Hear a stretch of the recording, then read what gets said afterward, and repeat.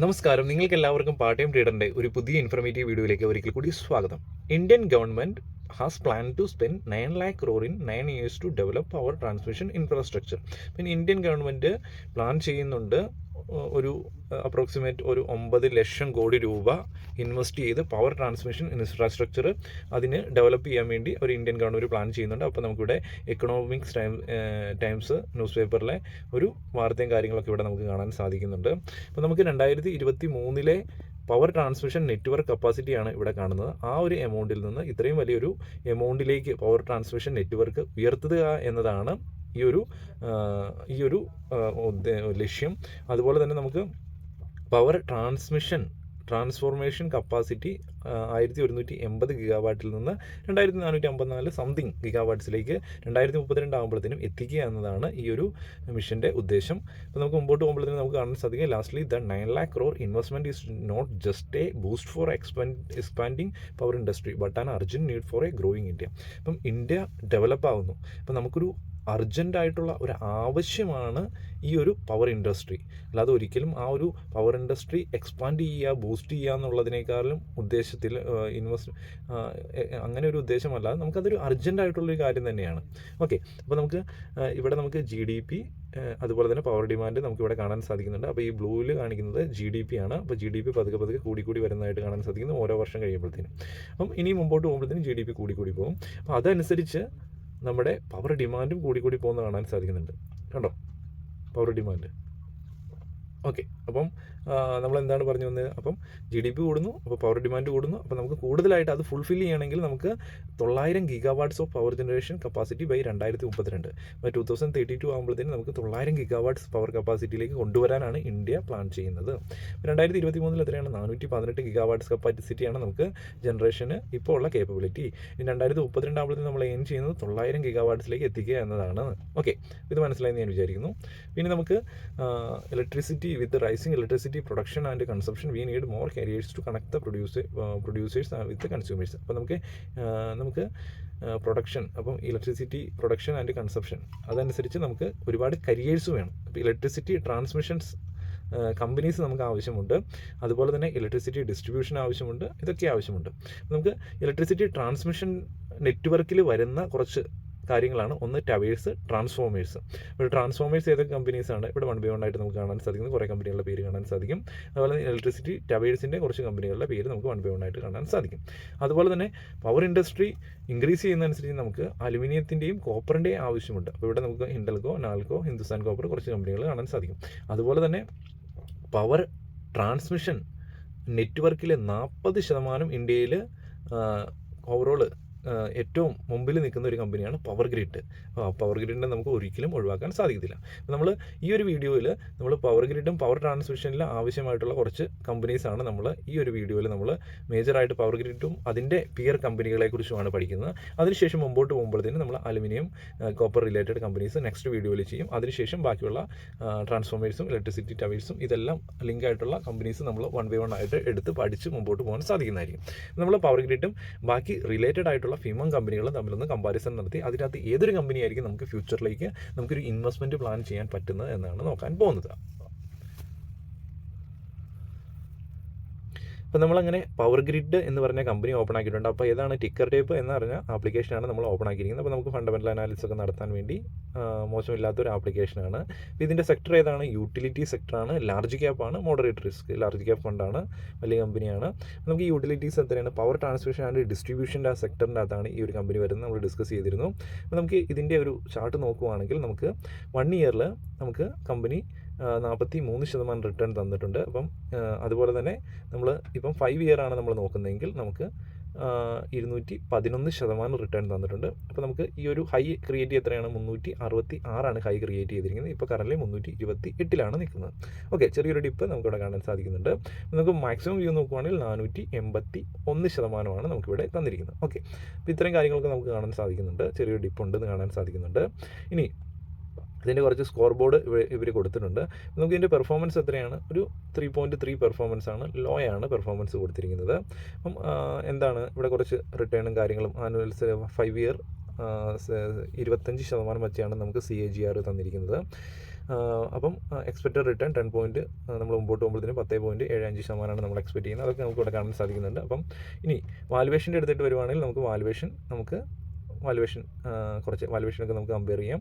Valuation നമുക്ക് 2.1 ആണ് point വന്നിരിക്കുന്നത്, ഗ്രോത്ത് 2.3 ആണ്. അപ്പോൾ പ്രോഫിറ്റബിലിറ്റി തീർച്ചയായിട്ടും നല്ലൊരു പ്രോഫിറ്റബിലിറ്റി ഇതിൻ്റെ അകത്ത് കാണിക്കുന്നുണ്ട്. ഓക്കെ, ഇത് ഈ ഒരു കമ്പനീനെ സംബന്ധിച്ച് നമ്മൾ പ്രോഫിറ്റബിലിറ്റി നല്ല രീതിയിൽ ഷോ ചെയ്യുന്നുണ്ട്. അതുപോലെ തന്നെ എൻട്രി പോയിന്റ് എത്രയാണ്? ആവറേജ് ആണ്. കാരണം കുറച്ച് മുകളിലാണ് നിൽക്കുന്നത്, ചെറിയൊരു ഡിപ്പാണ് തന്നിട്ടുള്ളൂ, ബാക്കി റെഡ് ഫ്ലാഗും കാര്യങ്ങളൊന്നുമില്ല. അപ്പോൾ നമുക്ക് ഇത്രയാണ് ഇവിടെ കാണാൻ സാധിക്കുന്നത്. അതുപോലെ തന്നെ ഈ ഒരു കമ്പനി എത്രയാണ്? ഡിവിഡൻഡ് ഈൽഡ് നല്ല രീതിയിൽ തരുന്നുണ്ട്, 3.46% ഡിവിഡൻഡ് ഈൽഡ് തരുന്നുണ്ട്. സെക്ടറിൻ്റെ ഡിവിഡൻഡ് ഈൽഡിനേക്കാളും നല്ലൊരു ഡിവിഡൻഡ് ഈൽഡ് ഈ ഒരു കമ്പനി തരുന്നുണ്ട്. ഓക്കെ, അപ്പോൾ ഇത്തരം കാര്യങ്ങൾ മനസ്സിലാക്കുക. അതുപോലെ തന്നെ സെക്ടർ പി ബിനെ വെച്ച് നോക്കുമ്പം ഇതിൻ്റെ പി ബി റേഷ്യോ എത്രയാണ്? കുഴപ്പമില്ല, ഏകദേശം സെക്ടർ പി ബിയുടെ താഴെ തന്നെയാണ്. എന്നാലും എത്ര കുറവാണോ അത്രയും നല്ലത്. ഓക്കെ, ഇനി സെക്ടർ പിനെ നോക്കുമ്പോൾ ഇതിൻ്റെ എത്രയാണ്? പി. ഓക്കെ, സെക്ടർ പിനെ വെച്ച് നോക്കുമ്പോഴത്തേനും ഇതിൻ്റെ പി റേഷ്യോ കുറവായിട്ട് തന്നെയാണ് നമുക്കിവിടെ കാണാൻ സാധിക്കുന്നത്. ഓക്കെ, അപ്പോൾ നമുക്ക് ഇനി ഇതിൻ്റെ ഫൈനാൻഷ്യൽ ട്രെൻഡിലേക്ക് പോവുകയാണെങ്കിൽ നമുക്ക് കമ്പനി ഗ്രോ ചെയ്യുന്നതായിട്ട് കാണാൻ സാധിക്കുന്നുണ്ട്. അപ്പം ഇവിടെ റവന്യൂ ഗ്രോത്ത് ആണ് 2021 വന്നപ്പോൾ പ്രോഫിറ്റും ഗ്രോ ആയിട്ടുണ്ട്. 2022 വന്നപ്പോൾ റവന്യൂ പ്രോഫിറ്റ് രണ്ടും കൂടിയിട്ടുണ്ട്. 2023 വന്നപ്പോഴത്തേനും നമുക്ക് റവന്യൂ ചെറുതായിട്ട് കൂടി, പ്രോഫിറ്റ് ഇച്ചിരി കുറയുവാണ് ചെയ്ത്. 2024 വന്നു കഴിഞ്ഞപ്പോഴത്തേനും എത്രയാണ്? റവന്യൂവും പ്രോഫിറ്റും ആ ഒരു കമ്പയർ ചെയ്യുമ്പോഴത്തേനും അധികം കൂടിയിട്ടില്ല, ഇച്ചിരി ആ ഒരു രീതി തന്നെയാണ് നിൽക്കുന്നതായിട്ട് നമുക്ക് കാണാൻ സാധിക്കുന്നത്. ഈ വാല്യൂസ് എല്ലാം 1000 crore കാണിക്കുന്നത്. ഓക്കെ, മനസ്സിലാക്കുക, എഴുതിയിട്ടുണ്ട്. ഇനി നമുക്ക് ഇതിൻ്റെ ഫോർകാസ്റ്റ് ഒന്ന് നോക്കാം.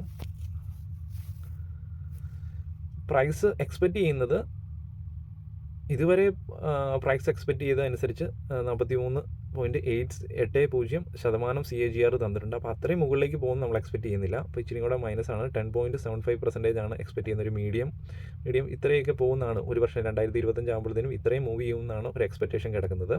അപ്പോൾ നമുക്ക് ഏറ്റവും കൂടുതൽ പോയി കഴിഞ്ഞാൽ ഒരു എക്സ്പെക്റ്റേഷൻ വരുന്നത് ഒരു 30%, ഏറ്റവും താഴോട്ട് വന്നു കഴിഞ്ഞാൽ ഏകദേശം 20-30% താഴോട്ടും ഒരു എക്സ്പെക്റ്റ് ചെയ്യുന്നത്. അപ്പോൾ ഇവിടുത്തെ വാല്യൂസ് കാണാൻ സാധിക്കുന്നുണ്ട്.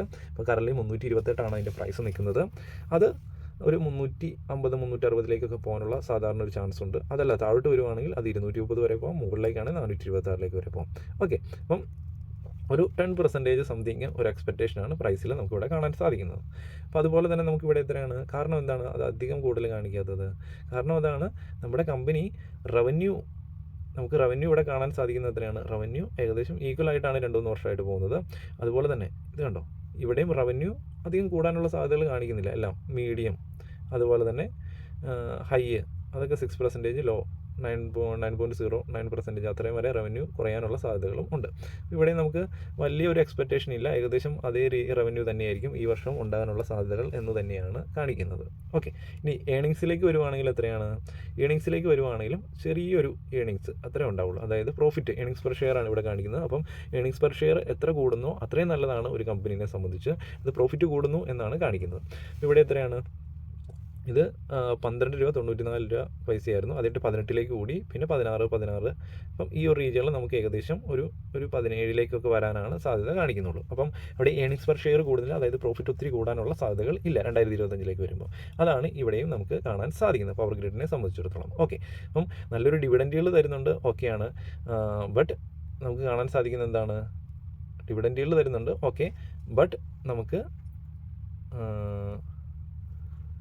നമുക്ക് എന്താണ്? ഡിവിഡൻഡിൽ തരുന്നുണ്ട് നല്ല രീതിയിൽ, ബട്ട് റവന്യൂ, ഏണിങ്സ് അത് രണ്ടും അധികം കൂടാനുള്ള സാധ്യതകൾ നമുക്കിവിടെ കാണാൻ സാധിക്കുന്നില്ല. ഓക്കെ, ഇനി ഇതിൻ്റെ പിയർ കമ്പനീസാണ്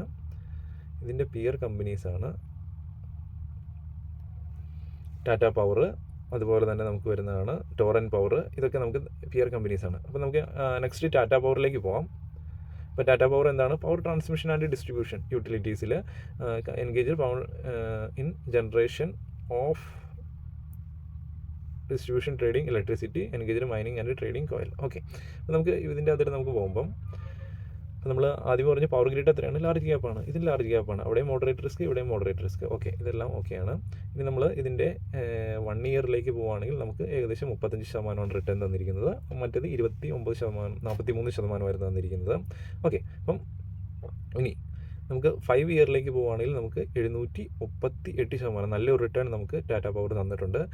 മാക്സിമം വ്യൂവിലേക്ക് പോവുകയാണെങ്കിൽ നമുക്ക് അതിമനോഹരമായിട്ടുള്ള റിട്ടേൺ തന്നിട്ടുണ്ട്. ഓക്കെ, അപ്പം അതിനെ കമ്പയർ ചെയ്യുമ്പോഴത്തേനും നമുക്ക് പെർഫോമൻസ് നല്ലതാണ്. അതുകൊണ്ട് തന്നെയാണ് ഇവിടെ മറ്റിടത്ത് ലോ ആയിരുന്നു, ഇവിടെ പെർഫോമൻസ് ആവറേജ് നമുക്ക് കാണാൻ സാധിക്കുന്നുണ്ട്. ഇനി നമ്മൾ ഇവിടെ ഗ്രോത്ത് ആവറേജാണ്, കൊള്ളാം. പ്രോഫിറ്റബിലിറ്റി, അവിടെ പ്രോഫിറ്റബിലിറ്റി കൂടുതലുണ്ട്, 9 സംതിങ് റേറ്റിംഗ് തന്നിട്ടുണ്ട്. ഇവിടെ പ്രോഫിറ്റബിലിറ്റി ഓക്കെ ഹൈ തന്നെയാണ് കിടക്കുന്നത്. പക്ഷേ അവിടെ എത്രയാണ് കുറച്ചും കൂടെ പ്രോഫിറ്റബിലിറ്റി കൂടുതൽ നമുക്ക് ആ പോയിന്റിൽ കാണാൻ സാധിക്കുന്നുണ്ട്. എൻട്രി പോയിന്റ് ആവറേജ് ആണ്, റെഡ് ഫ്ലാഗ് ഒന്നും ഇല്ല, അധികം റെഡ് ഫ്ലാഗ് ഒന്നുമില്ല. എൻട്രി പോയിന്റ് ആവറേജ് എന്ന് പറയാൻ കാരണം ഇവിടെ നമുക്ക് 5 ഇയറിൽ നോക്കുവാണെങ്കിലും 494 എന്ന ഹൈ ക്രിയേറ്റ് ചെയ്ത് ഇപ്പോൾ 439 കിട്ടുന്നത്. അതുകൊണ്ടൊരു ചെറിയൊരു ഡിപ്പ് കിട്ടുന്നുണ്ട്. അതുകൊണ്ടാണ് ആവറേജ്. കുറച്ചും കൂടെ താഴോട്ട് വന്നു കഴിഞ്ഞാൽ നമുക്ക് കുറച്ചും കൂടെ നല്ല വാലുവേഷൻ കിട്ടും.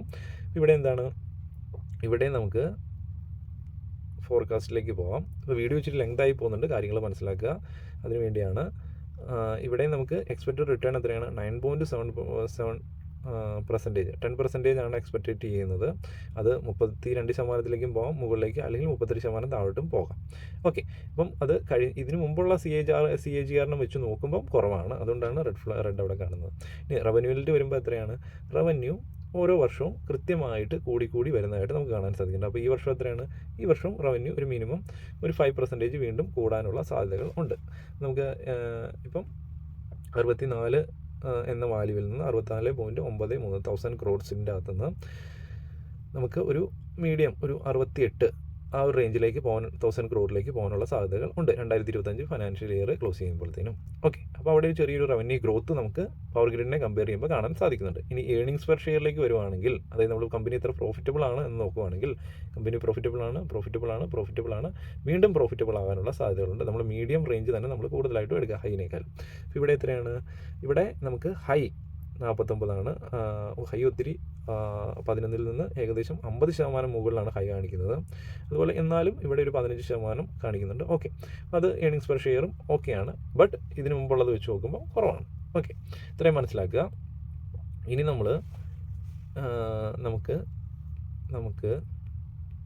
ഇതിൻ്റെ ഡിവിഡൻഡ് ഈൽഡ് നോക്കണം. ഡിവിഡൻഡ് ഈൽഡ് പവർ ഗ്രിഡിനെ നോക്കുമ്പോൾ ഡിവിഡൻഡ് ഈൽഡ് കുറവാണ്. അപ്പോൾ സെക്ടർ ഡിവിഡൻഡ് ഈൽഡിനേക്കാളും കുറവാണ്. ഓക്കെ, ഇവിടെ PB റേഷ്യോ എത്രയാണ്, PB റേഷ്യോ ഏകദേശം സെക്ടർ PBനേക്കാളും ഇച്ചിരി കൂടുതലാണ്, എങ്കിലും ഏകദേശം ഓക്കെയാണ്. അപ്പോൾ PB റേഷ്യോ നമുക്ക് ടാറ്റ പവർ ആണെങ്കിലും പവർ ഗ്രിഡ് ആണെങ്കിലും ഏകദേശം സെയിം ആണെന്ന് തന്നെ കാണാൻ സാധിക്കുന്നുണ്ട്. ഇനി നമ്മൾ P റേഷ്യോ ഇച്ചിരി കൂടുതലാണ്. ഓക്കെ, അപ്പം നമ്മുടെ സെക്ടർ Pനേക്കാളും കുറച്ച് P റേഷ്യോ കുറവാണ് പവർ ഗ്രിഡിന്. പക്ഷേ ഇവിടെ എത്രയാണ്, P റേഷ്യോ ഇച്ചിരി കൂടുതലാണ്. അതുകൊണ്ടാണ് നമുക്ക് വാല്യുവേഷൻ ഹൈ ആണ് എന്ന് പറയുന്നത്. ഓവർ വാല്യൂഡ്, മാർക്കറ്റ് ആവറേജിനേക്കാളും ഓവർ വാല്യൂഡ് ആണെന്ന് കാണിക്കുന്നത്. അപ്പോൾ കുറച്ചും കൂടെ ഡിപ്പിലേക്ക് വരുവാണെങ്കിൽ കുറച്ചും കൂടെ നല്ല വാല്യുവേഷനിലേക്ക് വരാം ടാറ്റ പവർ. ഓക്കെ, ഇനി നമുക്കിതിൻ്റെ ബാക്കി പിയർ കമ്പനീസ് നോക്കണം. അപ്പോൾ പവർ ഗ്രിഡിനെ കുറിച്ച് നമ്മൾ നോക്കി, ടോറൻറ്റ് പവറിനെ കുറിച്ച് നമുക്ക് നോക്കാം. ഈ ഒരു കമ്പനി എന്താണ്, utilities, power transmission and distribution. ഇവിടെ നമുക്ക് കാണാൻ സാധിക്കും holding company, business, power generation, transmission and distribution. ഇവിടെ നമുക്കിവിടെ കാണാൻ സാധിക്കുന്നുണ്ട്. നമുക്ക്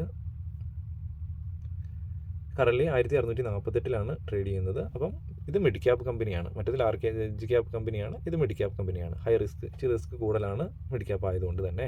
നമുക്ക് ഓവർവ്യൂവിലേക്ക് വരുമ്പോൾ 1 ഇയർ റിട്ടേൺ എത്രയാണ്, 70%. അപ്പോൾ മറ്റേതിനേക്കാളൊക്കെ കൂടുതൽ റിട്ടേൺ നമുക്ക് ഈ ഒരു കമ്പനി തന്നിട്ടുണ്ട്. ഇനി 5 ഇയർ റിട്ടേൺ നോക്കുവാണെങ്കിലും മോശമില്ലാത്തൊരു റിട്ടേൺ, നല്ലൊരു റിട്ടേൺ തന്നിട്ടുണ്ട്. അപ്പം ഇനി മാക്സിമം റിട്ടേൺ നോക്കുവാണെങ്കിലും അതും അതിമനോഹരമായിട്ടുള്ള റിട്ടേൺ തന്നിട്ടുണ്ട്. അപ്പോൾ കുറേ നാൾ ഇങ്ങനെ അനങ്ങാതെ കടന്നിട്ട് അവിടെ നിന്ന് ഒരൊറ്റ രീതിയിൽ ബ്രേക്കൗട്ട് വന്ന് ആ ഒരു റിട്ടേണും കൂടെ ഒന്നിച്ച് തന്ന കമ്പനിയാണ്. ഇനി പെർഫോമൻസ്, അതുകൊണ്ട് തന്നെയാണ് പെർഫോമൻസ് ആവറേജ് എന്ന് കാണിക്കുന്നത്. ഇനി ഇവിടെ നമുക്ക് പ്രോഫിറ്റബിലിറ്റി, ഈ ഒരു കമ്പനി പ്രോഫിറ്റബിലിറ്റി ആണോ, പ്രോഫിറ്റബിലിറ്റി ഉണ്ട്. ഓക്കെ, നമുക്കിവിടെ വാല്യുവേഷൻ എത്രയാണ്, ഹൈ ആണ്. അപ്പോൾ കുറച്ച് ഓവർ വാല്യൂഡ് ആണ് പ്രൈസ്. കുറച്ചും കൂടെ ഡിപ്പിലേക്ക് വരുവാണെങ്കിൽ അതാണ് നെറ്റിൽ എൻട്രി പോയിന്റ് ആവറേജ് എന്നാണ് പറയാൻ പറ്റുള്ളൂ. കുറച്ചും കൂടെ താഴ്ത്തു വരുവാണെങ്കിൽ കുറച്ചും കൂടെ ബെറ്റർ ആണ്. റെഡ് ഫ്ലാഗ് ഉണ്ടോ, ഇല്ല. ബാക്കി ഇവിടെ ഡിവിഡൻഡ് ഈൽഡ് നോക്കുവാണെങ്കിൽ ഡിവിഡൻഡ് ഈൽഡ് ഇച്ചിരി കുറവാണ്. അപ്പോൾ പവർ ഗ്രിഡ് മാത്രമാണ് നല്ലൊരു ഡിവിഡൻഡ് ഈൽഡ് തരുന്നുള്ളൂ. അപ്പം ഇനി PB റേഷ്യോയിൽ വരുവാണെങ്കിൽ ഇത് ഇച്ചിരി PB റേഷ്യോ ഉണ്ട്. അപ്പോൾ ഇത് ഇച്ചിരി ഒരു മൈനസാണ് ഈ ഒരു കമ്പനി ബാക്കിയുള്ള കമ്പനീനെ നോക്കുമ്പോൾ കാണിക്കുന്നത്. പിന്നെ സെക്ടർ Pനേക്കാളും കുറച്ചും കൂടെ P കൂടുതലാണ്. മനസ്സിലായി, ഇതൊരു നെഗറ്റീവ് പോയിൻ്റാണ് നമ്മളെ കാണിക്കുന്നത് വാല്യുവേഷൻ. ബാക്കി ഇനി നമ്മൾ നോക്കുമ്പം ഡീറ്റെയിൽഡ് ഫോർകാസ്റ്റിലേക്ക് പോരുമ്പം നമുക്കിവിടെ പ്രൈസ് ഇനിയും താഴോട്ട് വരാനുള്ള സാധ്യതകളുണ്ട്. അതായത് പ്രൈസ് മുകളിലേക്ക് പോകാനുള്ള സാധ്യതകൾ കുറവാണ്. 22% വരെ മുകളിലേക്ക് പോകാം, അല്ലെങ്കിൽ 46% വരെ താഴോട്ട് വരാം, അല്ലെങ്കിൽ ഒരു മീഡിയം ആണെങ്കിൽ നമ്മൾ പറയുന്ന ഒരു 7-8% താഴോട്ട് വരാനുള്ള സാധ്യതകൾ ഉണ്ട്. 1543 വരാനുള്ള സാധ്യതകളുണ്ട്. ഇവിടെ ഒരു കുറച്ച് റിസ്ക് നമുക്ക് കാണുന്നുണ്ട്. നമ്മൾ റവന്യൂവിലേക്ക് നോക്കുമ്പോൾ എന്താണ്, റവന്യൂ കൂടുന്നുണ്ട്. ഓക്കെ, നമ്മൾ എന്താണ് പറഞ്ഞത്, ടാറ്റ പവറിനെ പോലെ അതുപോലെ തന്നെ റവന്യൂ കൂടുന്നുണ്ട്. ഇവിടെയും റവന്യൂ കൂടുന്നുണ്ട്, ഇവിടെ റവന്യൂ കൂടുന്നുണ്ട്, കൂടാനുള്ള സാധ്യതകളുണ്ട് എന്നാണ് കാണിക്കുന്നത്. ഇവിടെ എന്താണ് റവന്യൂ, അവിടെ നമുക്ക് ടാറ്റ പവറിൽ എത്രയാണ് 10% അടുത്താണ് നമ്മൾ കാണുന്നത്. അതുപോലെ തന്നെ ഇവിടെയും റവന്യൂ കൂടുന്നതായിട്ട് കാണാൻ സാധിക്കുന്നുണ്ട്. ഇവിടെ ഏണിങ്സ് പെർ ഷെയർ എത്രയാണ്, ഏണിങ്സ് പെർ ഷെയറും അതിമനോഹരമായിട്ട് കമ്പനി പ്രോഫിറ്റബിൾ ആയിട്ട് ഇവിടെ കുറഞ്ഞു. ഈ ഒരു വർഷം കുറവായിരുന്നു, അതുകൊണ്ട് തന്നെ ഇവിടെ നല്ല രീതിയിൽ ഒരു ഏണിങ്സ് പെർ ഷെയർ കാണിക്കുന്നുണ്ട്. അപ്പോൾ 38 എന്നുള്ള രീതിയിൽ നിന്ന് 50 പോയി കഴിഞ്ഞാൽ നല്ലൊരു ഏണിങ്സ് പെർ ഷെയർ ആണ് കാണിക്കുന്നത്. ഇത്രയും കാര്യങ്ങൾ കാണിക്കുന്നുണ്ട്. അപ്പം നമ്മൾ ടോട്ടലായിട്ടുള്ള ഒരു പിയർ കമ്പാരിസണിലേക്ക് പോവുകയാണെങ്കിൽ നമുക്ക് എന്താണ്, നമ്മൾ ലോങ് ടൈമിലേക്ക് ഇൻവെസ്റ്റ് ചെയ്യുമ്പോഴത്തേനും ലാർജ് ക്യാപ് ഫണ്ട്സ് നല്ലതാണ്, മിഡ് ക്യാപ് ഫണ്ട്സ് നല്ലതാണ്. അപ്പോൾ അതിൻ്റെ അകത്ത് നമ്മൾ ഈ PGI ഓക്കെ, അപ്പോൾ നമ്മൾ കമ്പാരിസണിലേക്ക് വരുമ്പോഴത്തേനും നമുക്കിവിടെ P റേഷ്യോ എത്രയാണ്, നല്ല വാല്യുവേഷൻ കിട്ടുന്നത് എത്രയാണ്, നമ്മൾ ഏറ്റവും വിലക്കുറവിൽ ഇൻവെസ്റ്റ് ചെയ്യുന്നതാണ്. നമ്മൾ ലോങ് ടൈമിലേക്ക് ഇൻവെസ്റ്റ് ചെയ്യുന്ന സമയത്ത് ഏതൊരു സ്റ്റോക്കാണെങ്കിലും നല്ല സ്ട്രോങ് ആയിട്ടുള്ള സ്റ്റോക്കുകൾ ഏറ്റവും വിലക്കുറവിൽ ഇൻവെസ്റ്റ് ചെയ്യുന്നതാണ് നല്ലത്. P റേഷ്യോ വാല്യുവേഷനെ സൂചിപ്പിക്കുന്നതാണ്. അപ്പോൾ ഇവിടെ എത്രയാണ്, പവർ ഗ്രിഡിനാണ് ഏറ്റവും നല്ല വാല്യുവേഷൻ കാണിക്കുന്നത്. അതിനുശേഷം ഏതാണ്, ടാറ്റ പവറാണ് കാണിക്കുന്നത്. അപ്പം ഇതിൻ്റെ അകത്ത് നമുക്ക് ടോറൻറ്റ് പവർ ഇച്ചിരി വാല്യുവേഷൻ മുകളിലാണെന്ന് നമുക്കിവിടെ തന്നെ കാണാൻ സാധിക്കുന്നുണ്ട്.